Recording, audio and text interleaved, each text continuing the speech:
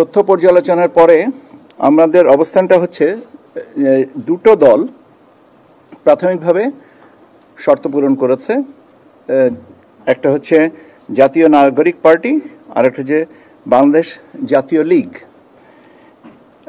বাংলাদেশ নাগরিক পার্টির এবং বাংলাদেশ জাতীয় লীগ এদের বিষয়ে আমরা এখন এই পর্যায়ে আমরা পত্রিকায় বিজ্ঞপ্তি দিব যে তাদের ব্যাপারে কোনো ওজোর আপত্তি আছে কিনা।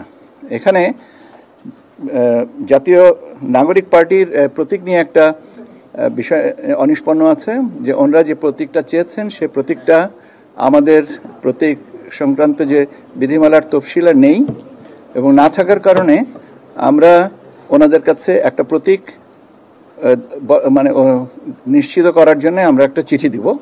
সেই চিঠিটা পাওয়ার পরে ওনাদের যে প্রতীকটা আমাদেরকে বলবেন সেই প্রতীক উল্লেখ করে আমরা তাদের নামে বিজ্ঞপ্তিটা দিব। আর বাংলাদেশ জাতীয় লীগের ব্যাপারটা ঠিক আছে, তারা একটা প্রতীকের কথা বলেছেন, সেটা ঠিক আছে।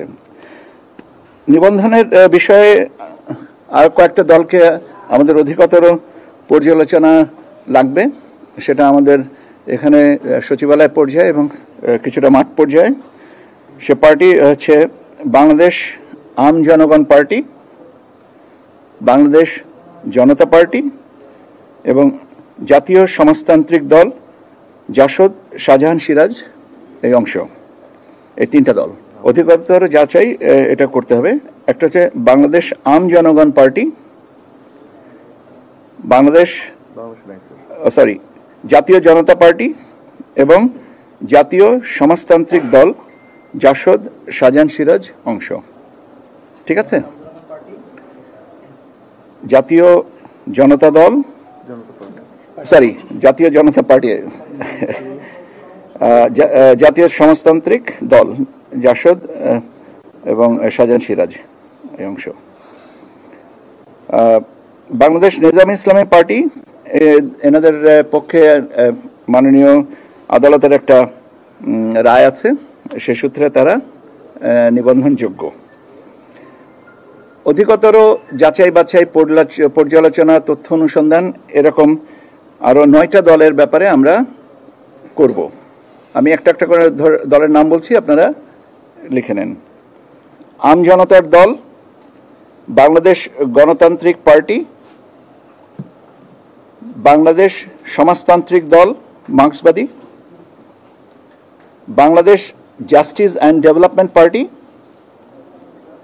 ভাসানী জনশক্তি পার্টি, বাংলাদেশ বেকার মুক্তি পরিষদ, জনতার দল, মৌলিক বাংলা, জনতা পার্টি বাংলাদেশ। ঠিক আছে?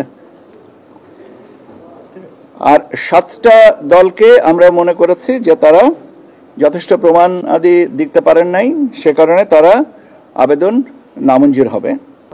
Forward party, Bangladesh communist party Marxbadi, CPBM, Bangladesh Sangskarbadi party, Bangladesh Bekar Samaj, Bangladesh solution party,